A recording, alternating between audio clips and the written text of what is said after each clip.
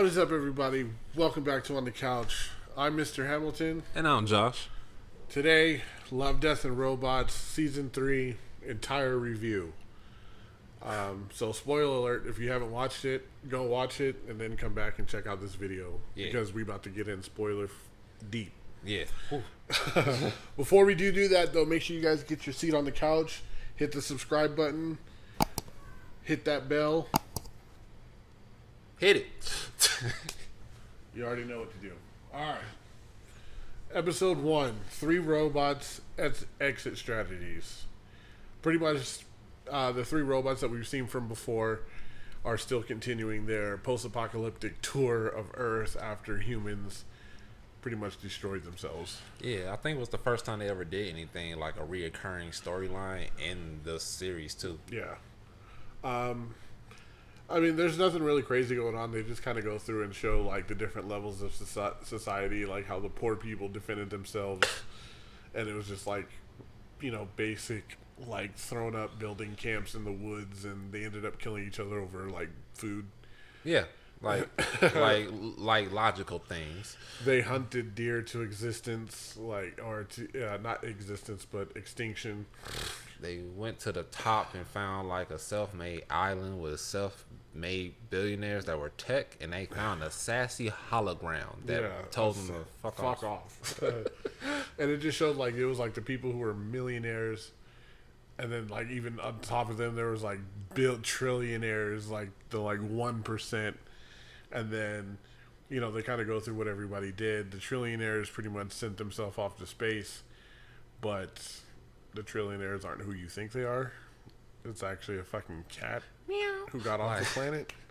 Hold on, they said, who says, who do you think I was? Elon Musk with the whole Mars joke. Like, hey, like, it's sent them to space. Talk about good on you, humans. Exactly. Nope, felines. Cats were the ones that got off the planet. We didn't.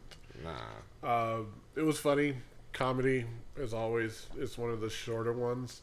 Shortest. Yeah, shortest one. No, well, neither of the mini dead shorter, but yeah, I enjoyed it. But what would you rate this one? 1 out of 5. I'll rate it a 4, just for taking off a point for how they would explain things about how the humans would die, like things they're missing, especially with the tech people. They was like, they could have survived. They were missing like that formula. I wish I could have got like a little bit more elaboration just seeing the dead skeletons. But that's the point. It's death. Yeah. So, you know, it just left me wanting more. Exactly. I'm 4 out of 5 for me. I loved it. It was funny. It had comedy, but it's also one of the slower moving ones because it's the first one. I think that's where I dock it, because if it was like in the middle, it would be like, all right, here's a little comedic relief for what shitstorm we just pulled you through. All right, you just set the bar, and then you just kind of depressed me. Yeah. But that takes us into episode 2, You talking about Bad Traveling. Yeah. I don't even know. First of all, the animation in this was fucking amazing. Definitely. The animation was top tier. The story, top tier. Like, the twists and turns that weren't big, but that you still didn't necessarily see coming until they were right in front of your face. This protagonist in this story is like the luckiest villain alive. Luckiest villain alive. I like, mean, but, and then the way he does things, and then you're like, sometimes you root for him, and then other times you're like, this dude's being a dick. Like, just kill him. He was like pirate Dominic Toretto to me. Yeah, like, he let everybody kind of weed themselves out for themselves. Like, he pretty much, so the gist of what happens is they're on a boat, they're sailing somewhere, and there's a monster in the bottom of the boat, and everybody's kind of fighting. Like, at the beginning you find out, and they're drawing straws to who's going to go down and see what it is, because everybody else that's going down there has been getting absolutely fucking murked. So the captain, he ends up getting, or he gets pretty much bullied into going down there. And it turns out it's this huge fucking crab. Yeah. Like, and I mean huge. It's this huge fucking crab. Frustration. And he pretty much does the fucking Independence Day on a dead body. He uses his, like, tentacles to, like, move his vocal cords and tells him, I want to go to this island. I'm a crab. I eat meat. I've been eating everything that's down here, and I'm fucking hungry.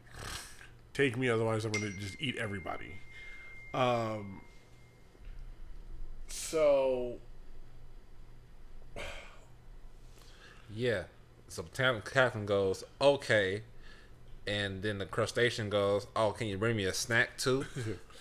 the captain pretty much says, hey, if I'm going to help you, you're going to help me. You can't eat me, and I'll make sure that you get your fill of meat. Yeah. And instantly goes up and caps somebody in the face and dumps him down there. This thing, oh man, like the amount of blood. The crew, let's salute the crew for that, like that violent suicide mission, because they was like, oh, we're so scared, we're gonna just end it all ourselves and take over the boat. It's like a great mission. Almost wanted to root for them until I seen how they got done by the captain. Yeah, so they were like, all right. The captain even tells him, I know you guys are gonna try to kill me. He pretty much tells them before they do it, like, I know you guys are gonna try to kill me. I welcome it. They walked on the hill like he was Major Payne, bro. Exactly. This nigga pulls the most kindergarten switcheroo on them and just fills up the bed with pillows, and they just get to stabbing nothing. And then he just goes in there and pretty much just John Wicks everybody in the fucking face. Bro, they wasn't even ready. And on top of that, there's one survivor who says, I didn't want to do it. And he helps feed all the dead bodies to the crustacean. And then the captain goes, you know, I didn't have to kill you. Like, I don't have to kill you, huh? Push, just like not even a Spartan kick, just a light little breath of fresh air knocked him over. Bro, you should have expected how this day been going. That guy should have seen it coming. He should have. Like, he should have. He should have hopped the boat, got another life. Exactly. Just at that point, like, I'm gonna take my chances in the ocean. Like, bro, I'll find a way. Not to mention, our crab friend that's downstairs is actually a female crab, and then give birth to like 500 fucking other crabs. Oh yeah. So now she's like, I gotta feed these guys and this and that, and so pretty much their vote was to just take the boat to the island and let this thing can pretty much kill everybody. And he was like, no, fuck that. I'm not doing it. I'm not doing it. So, you know, he ends up going down there and he takes care of business, fucking breaks open the oil cans and pretty much says, fuck you to this thing, and blows up the whole ship. And then, you know, he rows off to safety, and that's that. This is definitely one of the ones that I wish was a show. Couldn't you have watched like more like before and after? It felt more like a pilot. Like, I was like, man, I hope this gets picked up. Like, that's how I felt. So I wanted to see, like, where the fuck did he go? Like, not even that, but like, I wanted to know where the fuck did these crabs come from? Like, is this something like that happens in this like type of place? Or because he wasn't scared of it, and he was prepared. Yeah, like, it's almost like he knew like how to kill this motherfucker what it was. And even the way they talked, they were like, "Oh, you made a deal with the crustacean, did it?" Like, so, like, clearly these things exist in this world. So that's what I was saying. Like, where was this crew going? What was this? What was happening? You know, it's pretty bloody. The blood is very turned up. The last scene, the slow motion scene, when he's running up the thing as the boat's exploding and he's like knocking off the tentacles in slow mo. Oh man, it looked so good. I was going crazy for that shit at the end. Like, I thoroughly enjoyed this one. For me, I'll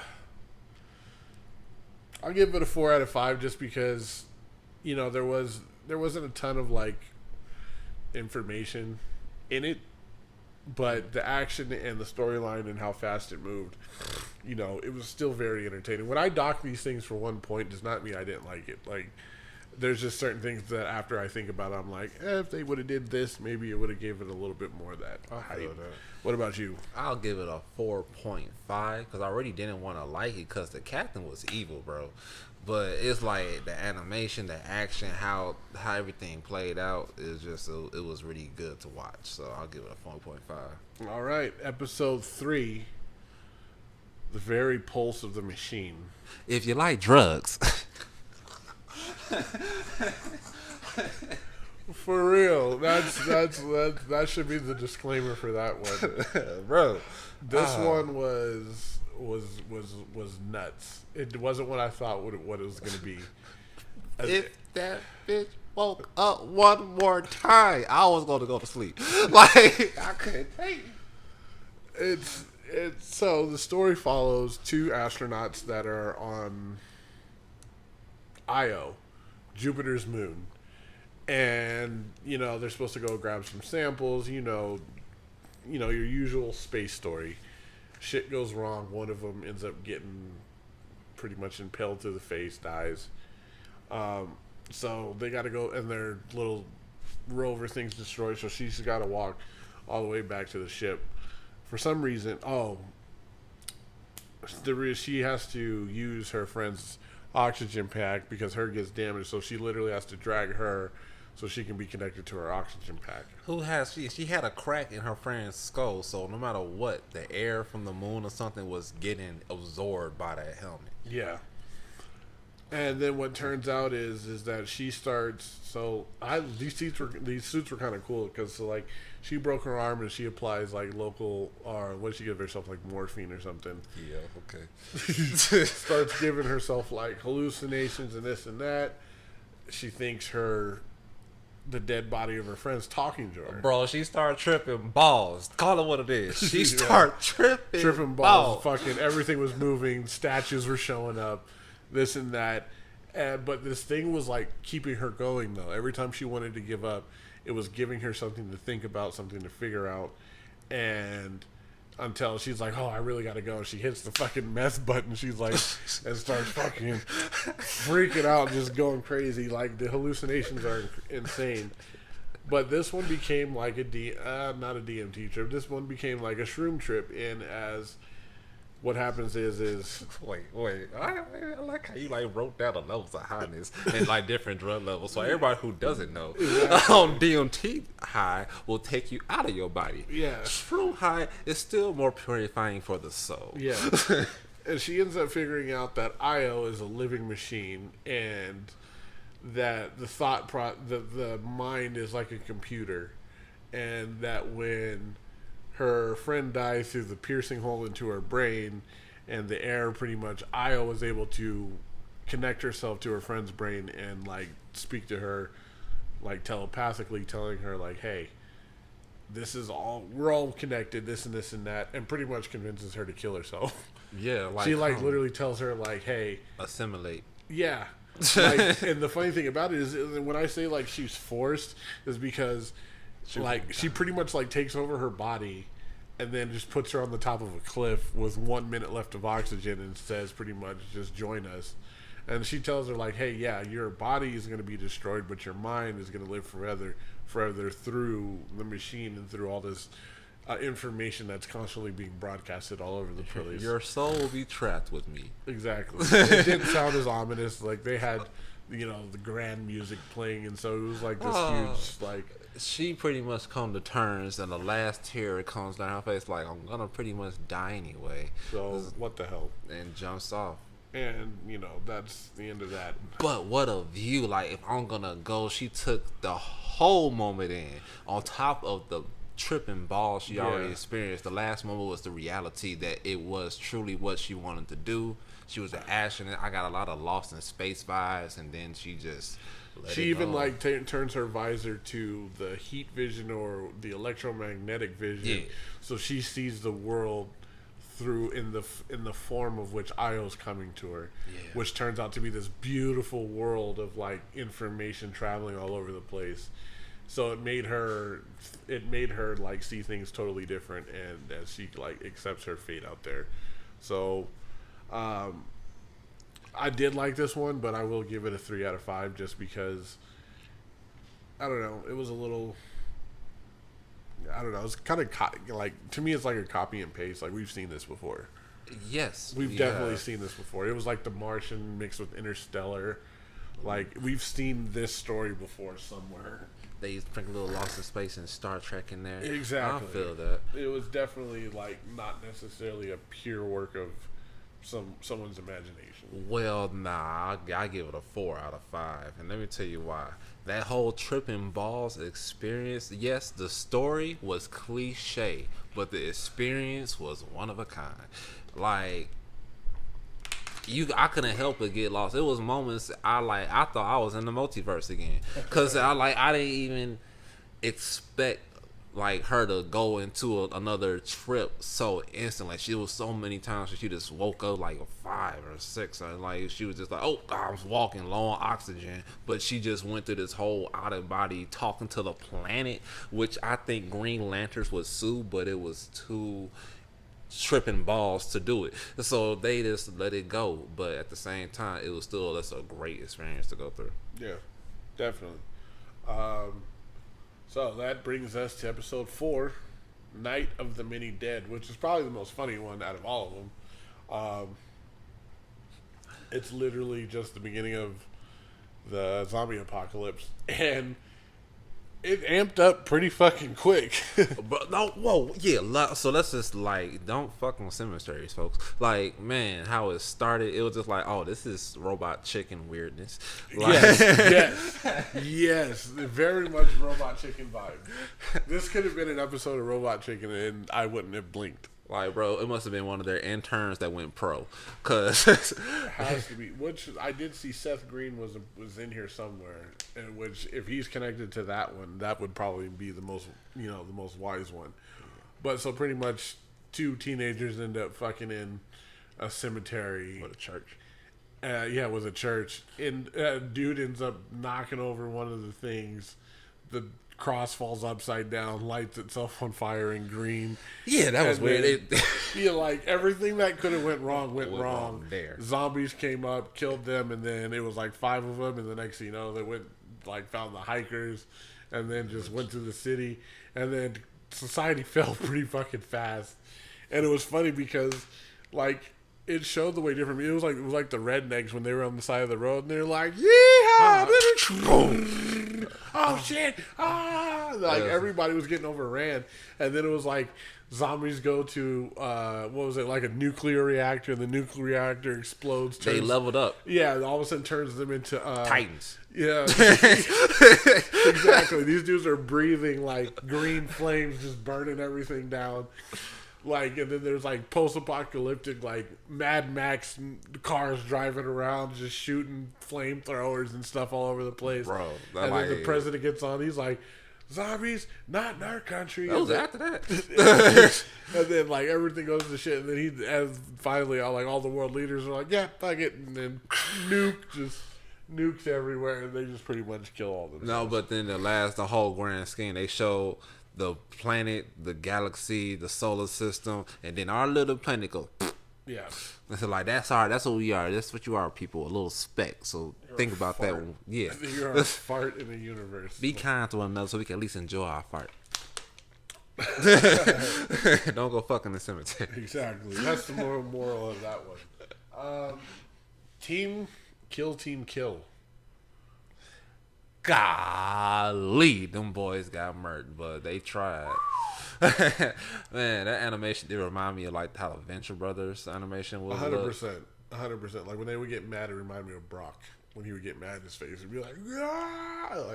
Bro, it gave me hope when first when they seemed like they were prepared, and then the guy he got knocked back, lost his gun, came back with knives. You take this, I was like, oh no, it's gonna be one of them. They about to get murked. It was action on action on action, pretty much. Like a SEAL Team 6 type, group end up fucking facing off cybernetically enhanced grizzly bear. Yeah. Imagine if Weapon X was not Wolverine, but a grizzly bear that was pretty much titanium or adamantium, but also had bulletproof gel for its skin, and it had these 4 huge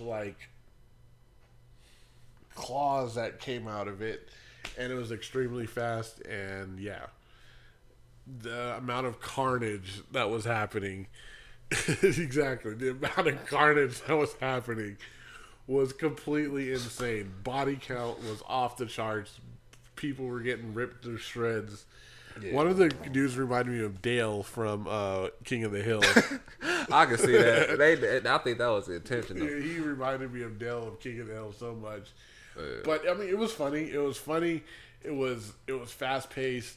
That's one that I could have seen more of. I mean, I mean, yes and no. It was definitely like a short.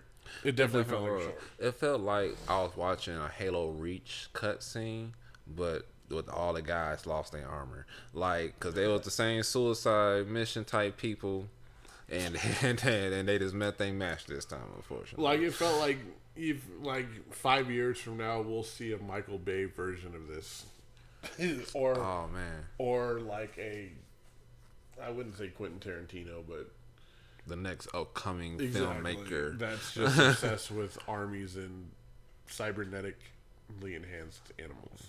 Yeah, I mean, take Rambo on this, and you got yourself a movie, man. Yeah, Rambo. this movie is Rambo meets Mecha Godzilla.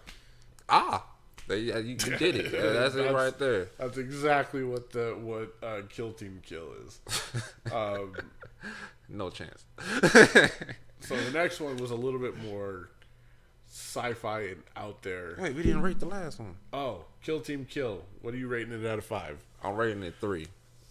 They should have. I wanted 3, and then it was the most cartoony out of all of them. You get all this great animation. Here these motherfuckers come with Flash. For me, I give it 5 out of 5. I thoroughly enjoyed it. It had everything I wanted. Too many dick jokes. Definitely.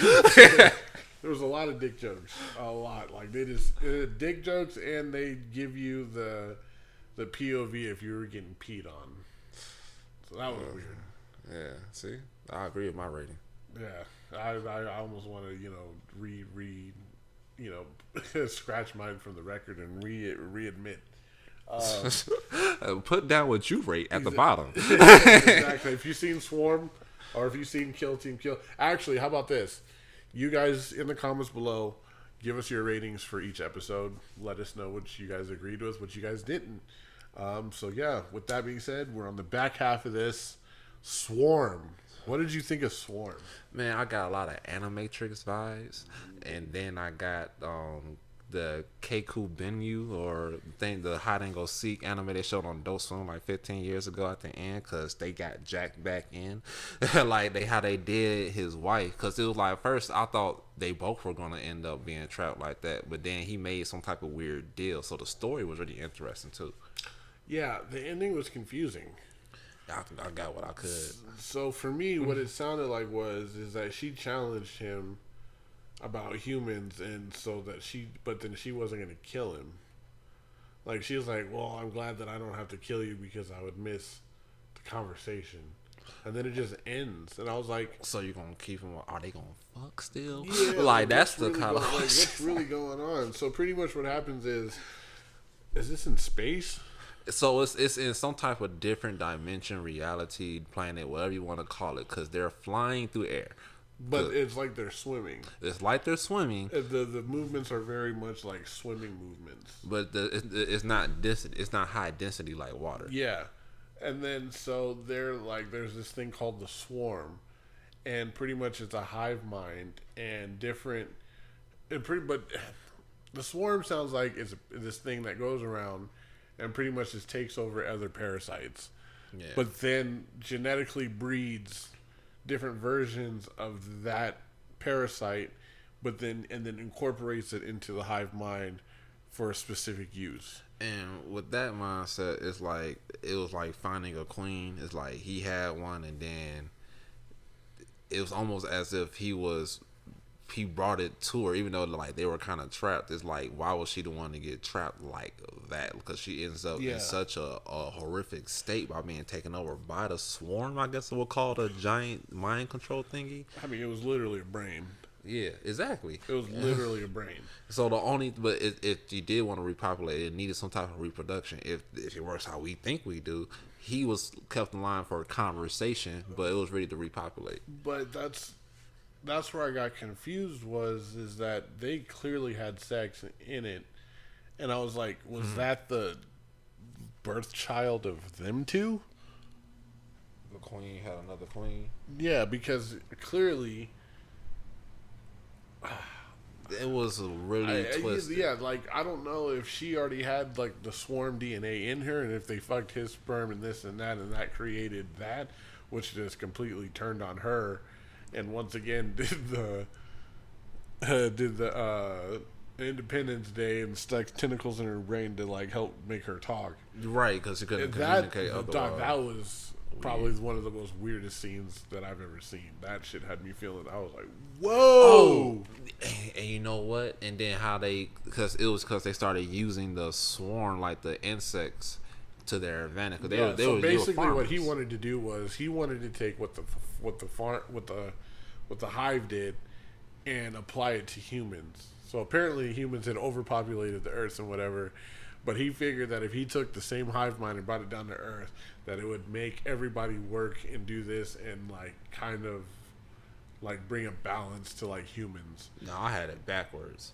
I thought that they were like the last two, and they were using a swarm to farm for them to make it easier so they can build and farm food because they didn't have enough. No, what I got is that he wanted one of the eggs from the queen. Because she said all it takes is one of these, and you could go somewhere else and start your own civilization with the swarm. But the problem was that the swarm wouldn't allow that to happen if it felt like it was threatened. Right, because they had to go through and like reverse psychology the entire thing for it to happen. But then once it figured out that he wanted to use it as a weapon, its defenses turned on, killed her.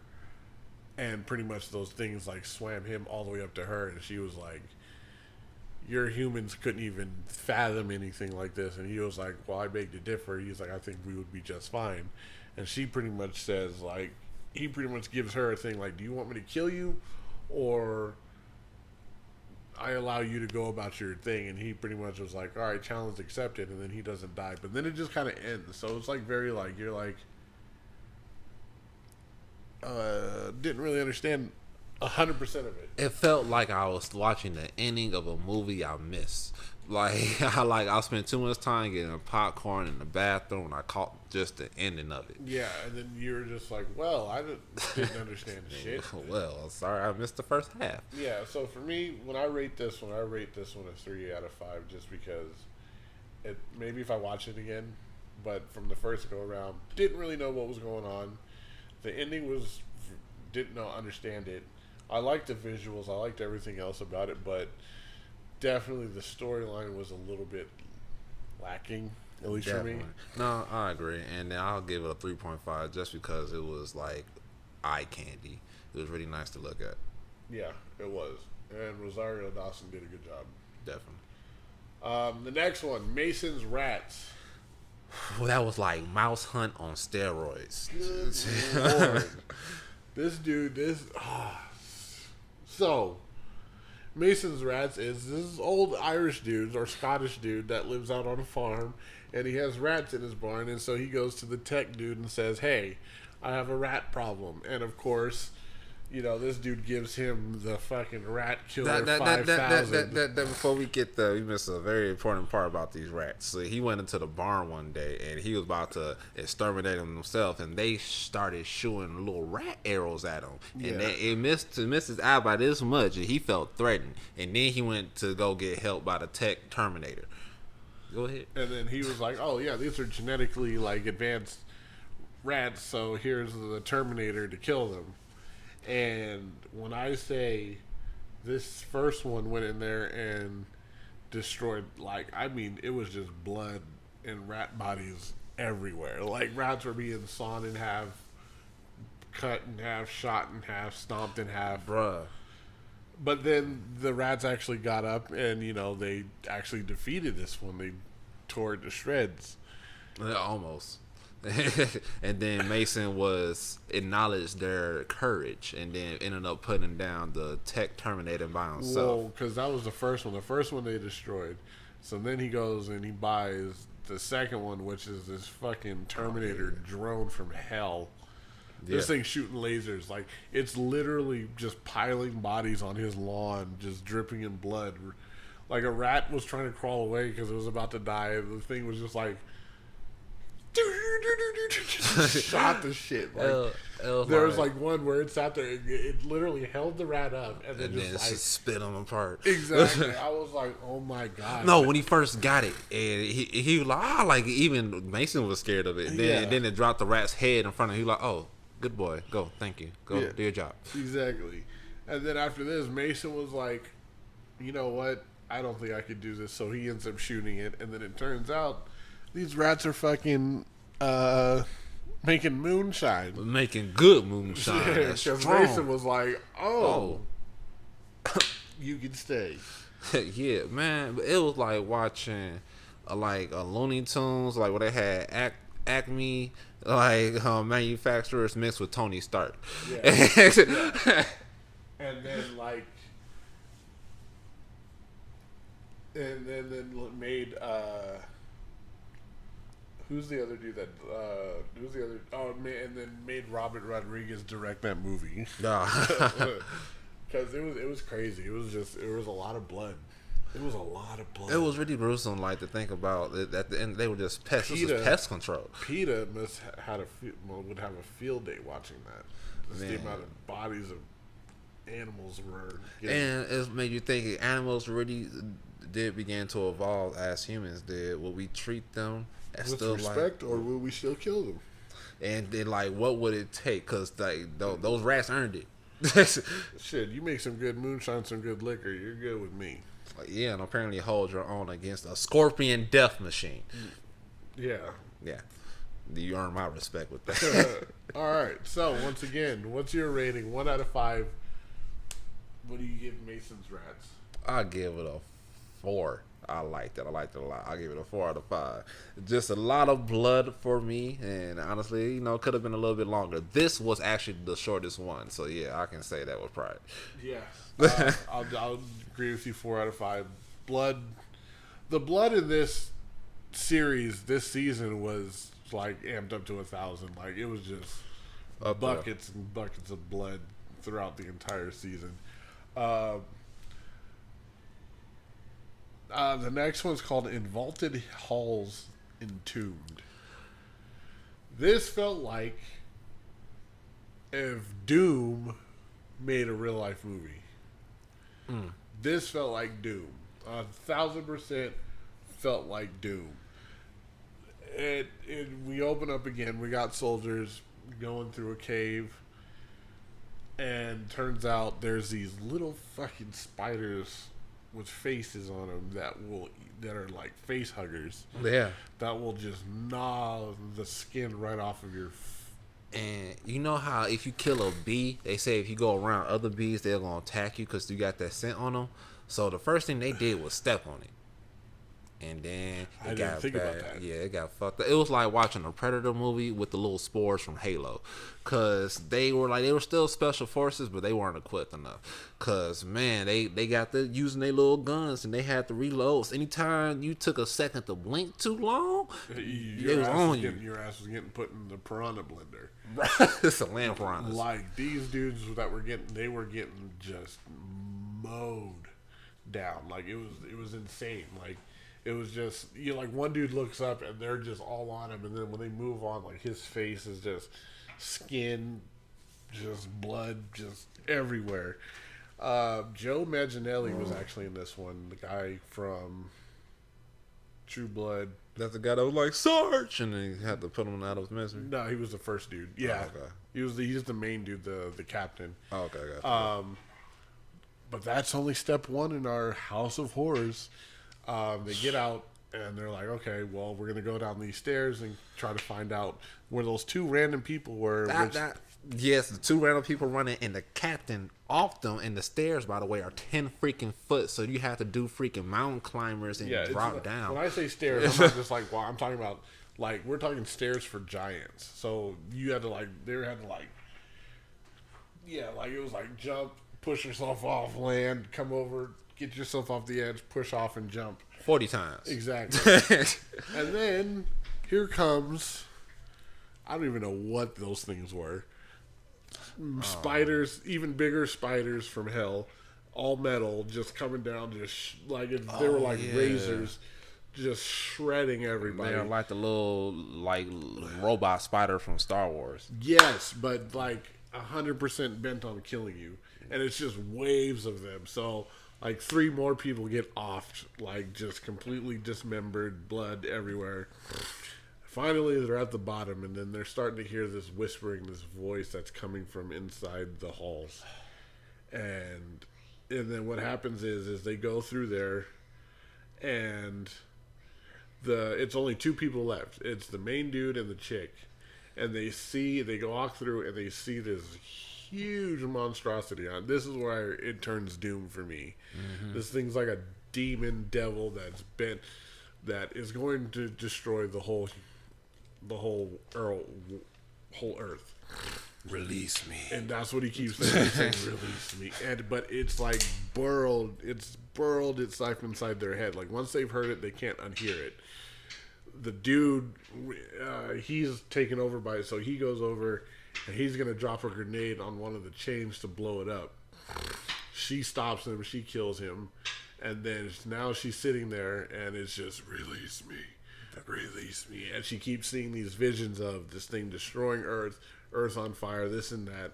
Pretty much drives her crazy enough that she takes a knife and she cuts off her own ears and gouges out her own eyes, so she can't hear it and she can't see it anymore. But as she's walking away, you hear her whispering in an alien voice. So that thing either infected her, or we don't really know, because it seemed like it was impossible to get out of there, but it showed her walking around out and about. This is another one of those that's like, could have used some backstory, could have used some after story. Man, this is definitely one of the ones that I'm like, I would want to see a movie or a show or something. This is something should definitely be a movie. Exactly. I still feel like it's definitely a Predator. Like it looked like Aliens versus Predator when I was looking at it. You see the big huge thing with the beam of light coming out of it. That's what it was. It's not until you get inside that it felt like a Doom movie, where it's like, oh, this thing's like come to take over the whole planet. But even that just giant form looked like one of the creatures from like that franchise. Yeah. So I mean, with this one, I rated a 4 out of 5. The animation was the hyper realism, so it looked good. Actors were decent. The action, or the gore, as I should say, was good or bad, however you want to rate that. But like I said, the storyline was just kind of thrown together. You don't really get a when, why, where, or how. And I beg to differ. I'll give it a 5 out of 5 because they did leave hints for everything. Because when the Sarge did shoot the 2 guys running away or running towards the big alien guy, scientist or something, he said, no, screw them guys. They're they're soldiers, not archaeologists. Because it was their fault for being there, because they went to go find. Yeah, that's what it was. Those were the archaeologists. Once again, it's one of those things. People find some ancient ruins, and they need an army transport to babysit them because they don't know what they're going to find. So that's pretty much what it was. And then this one, this is what we all been waiting for. And I honestly 100% believe that they knew that everybody was going to be wanting this one. That's why they put it last.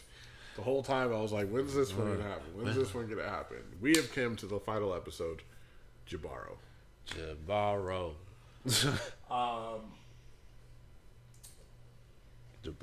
little greedy bastard. That's what he was.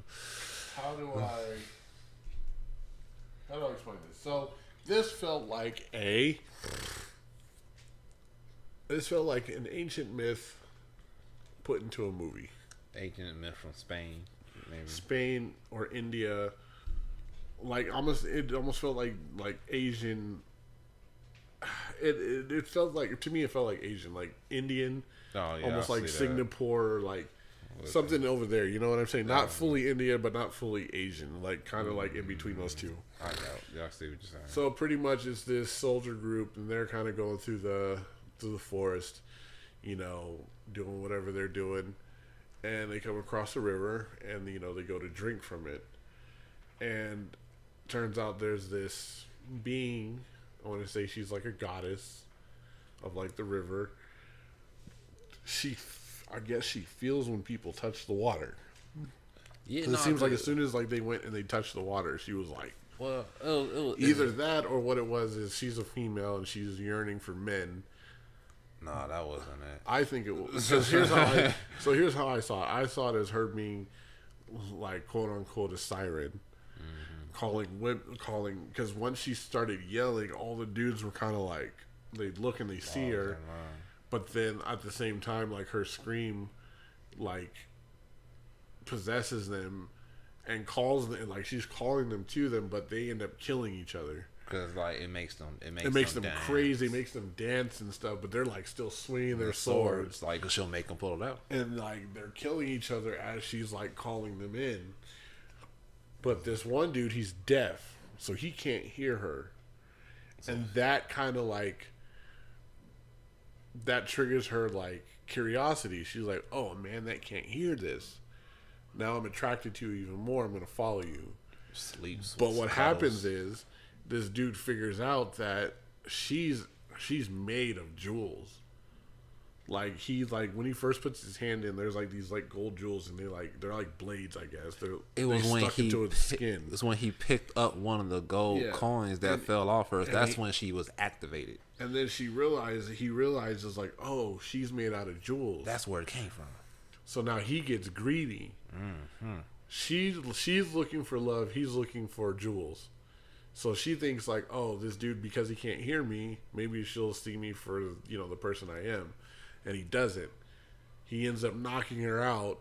Well, she tries to kiss him and it makes him bleed because, like I said, she's covered in these things, like these gold things that are sharp. He ends up knocking her out and then just spends the whole time just ripping gold and jewels and coins off of her, which is pretty much like her skin, and he pretty much just takes it all off of her and then puts it in a bag, and he's like, I'm out. Throws her back in the lake. And the water is like her area, and once she figures out like what he's done, she like freaks out, and like the whole thing turns to blood, like this and that. He stops for another drink. She comes and just completely, she does the thing again, makes him dance. Because the river turns red and he doesn't look at it. He just drinks it, and then all of a sudden he can hear again. Oh yeah, that's what happened. Yeah, so he drinks and then he can hear again, and then she starts doing her screaming thing, and puts him in that trance again. And pretty much just makes him does his dance over. And he had the most spectacular routine. Like all of them, it was just he was killing. That nigga was flipping like 360 twirls. Man, like shout out to those to him, because like his dancing was on point. Like, bro, for you to be able to play dance to like you're dancing, but you're also like going mad. Because he was trying to resist it, but he couldn't. He couldn't. And he definitely was shocked, because when he first got his hearing back, he was like, "Oh, what? Oh, those are birds." He was hearing birds and stuff for the first time. That's me splashing the water. So he was freaking out. And then when she started calling him and then stuff, and she was doing her screaming, she just, finally takes him over, and she's just like, "All right, you know what? I try to give you a chance. Guess what? You're dead. You're gonna sink with the rest of them." Exactly. You're just another. In her head, it was just like, you're just another greedy man. But the thing was, like, the men, they didn't even notice, because he was the one that showed greed in the first place. Yeah. Because the whole party, the whole search party, whatever they was doing, stopped. He went off and picked up the coin, and they was off with the nuns, bro. Yeah. And that's how we knew it was just the men's affected, because when she started screaming, all the men started coming and ended up killing the nuns. The nuns were shocked to hear her scream, and were caught in the crossfire of them pulling out their swords. Yeah. And it just, like I said, it felt like it was one of those like ancient myths, ancient stories that was brought to life. I'm pretty sure if you look up the word Jabaro, you'll probably find something about it. Yeah. Which because I don't believe that name's just chosen for nothing. But this one was very good, just because of the lore that was into it, behind it, the animation, because it was live action, but there was